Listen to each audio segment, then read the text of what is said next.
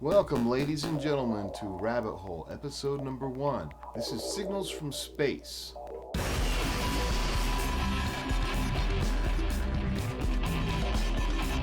This is the timeline. 1899. While working with transmitting massive amounts of power via radio, Nikola Tesla receives what he believes to be a signal from another world. This was achieved using his coil built in Colorado Springs. Did you know that a Tesla coil is actually a radio transmitter? Marconi unveiled it as a spark transmitter, but it was only one patent Marconi borrowed from Tesla.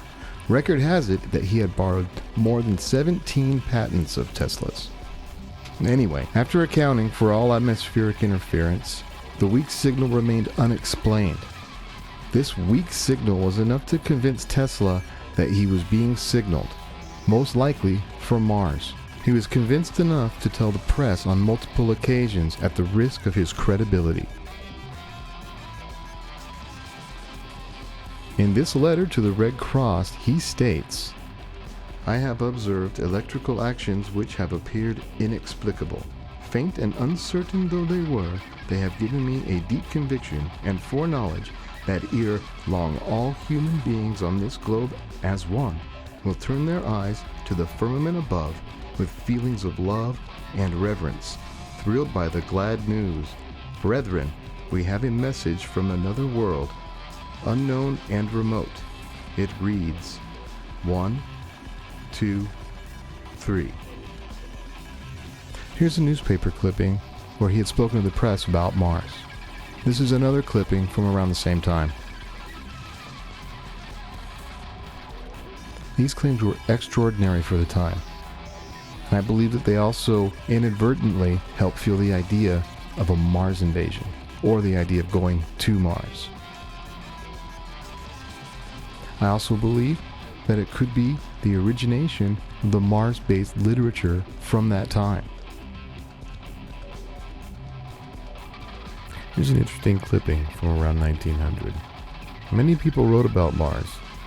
John Carter wrote Mars, for example, or The Man from Mars by Paul, whoever that is, and Ray Palmer's experience of Mars, we'll talk about him later, and don't forget the masters such as Bradbury and Heinlein. Okay, maybe not that one.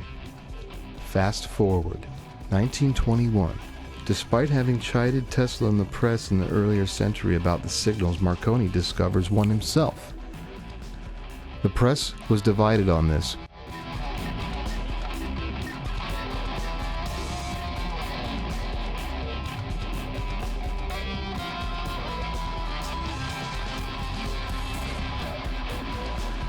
In this picture taken from the Century, you can see him aboard the ship the Elettra. It was his yacht that he had outfitted completely with all sorts of different radio communication devices from the time. In the early 1900s, Marconi was working to wirelessly transmit a letter across the Atlantic. Edison challenged him, saying that it would not travel any further than 200 miles.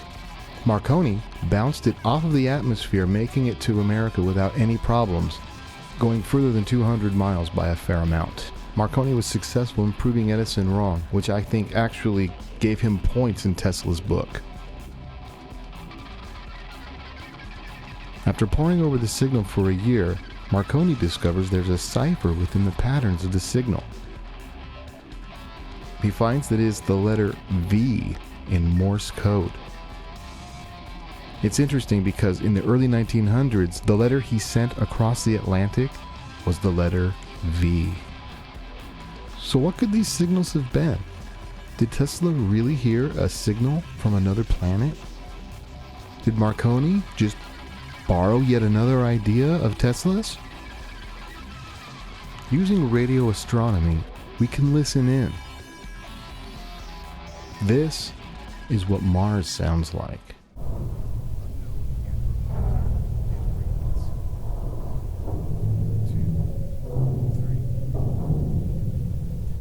This is Jupiter.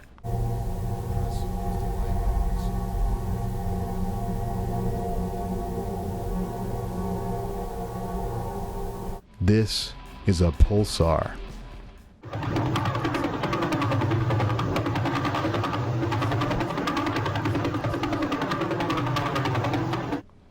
So if those sounds are verified, then what the heck is this?